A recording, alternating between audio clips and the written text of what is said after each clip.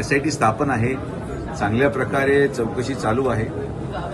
ही गोष्ट तुम्ही वैशिष्ट्य पहा की एवढं जाळं पसरून देखील आमचं त्यामध्ये कुठलाही संबंध आढळत नाही. याचंच तुम्हाला लोकप्रतिनिधी आणि एका परिवाराला देखील क्रेडिट दिलं पाहिजे की जिथं ज्या तालुक्यामध्ये, ज्या शहरामध्ये, ज्या भागामध्ये एवढं सगळं पांगलेलं आहे, त्यामध्ये 40 वर्ष असलेला एक परिवार, त्या परिवाराचा कुठलाही घटक अजिबात त्या प्रक्रियेत नाही.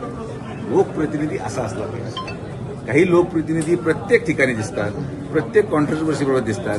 तसे लोकप्रतिनिधी समाजहिताचे नाही. तुम्ही कुठली कॉन्ट्रोवर्सी काढा, तो व्यक्ती तिथं फोटोमध्ये दिसणारच. मग खरात असो, फिस्पी असो, घोटाळा असो, खंडणी असो, ही केस असो, अशी कुठलीही केस नाही की जिथं एक लोकप्रतिनिधी वारंवार दिसत नाही.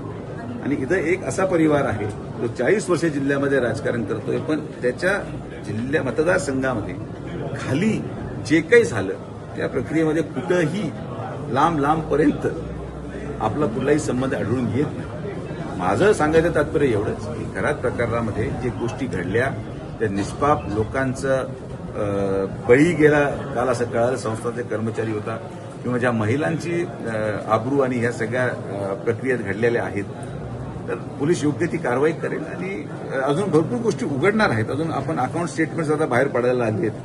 काही त्या ठिकाणी मी मान्य करेल की अकाउंट स्टेटमेंट्स आल्यानंतर बरेचसे लोक हे कोणी ना कोणीतरी पदाधिकारी असू शकतो पक्षाचा, किंबहुना कोणत्या पक्षाचा असू शकतो, त्याच्या खात्यामध्ये पैसे टाकतो. आमच्या गटाचा एखादा माजी नगरसेवक असेल, पण ते प्रकरण व्यक्तिशः कार्यकर्ते हे प्रत्येक पक्षात असतात. आणि त्यामुळं भविष्य कालावधीमध्ये होणारा एखादा विचार किंवा आरोपापेक्षा मी आत्ताच स्पष्टीकरण देतो की जे कोणी आरोपी असतील त्यांना पोलीस कारवाई करेल आणि सगळ्यांना उचलेल. नमस्कार.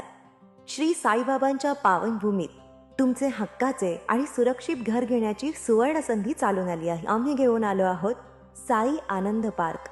येथे आहे श्री साई कृपेचे आणि आनंदाची आत्मानुभूती. 5 एकरमध्ये 100% लीगल, सर्व सोयींनी युक्त रहिवासी प्लॉट्स, रस्ते, स्ट्रीट लाईट्स, श्री महादेवाचं मंदिर, निसर्गरम्य हिरवाईनं नटलेला परिसर, सगळं काही तयार. अंतर्गत प्रशस्त रस्ते आणि प्रस्तावित 12 मीटर आणि 15 मीटर DP रोड लगत विकसित प्लॉट्स.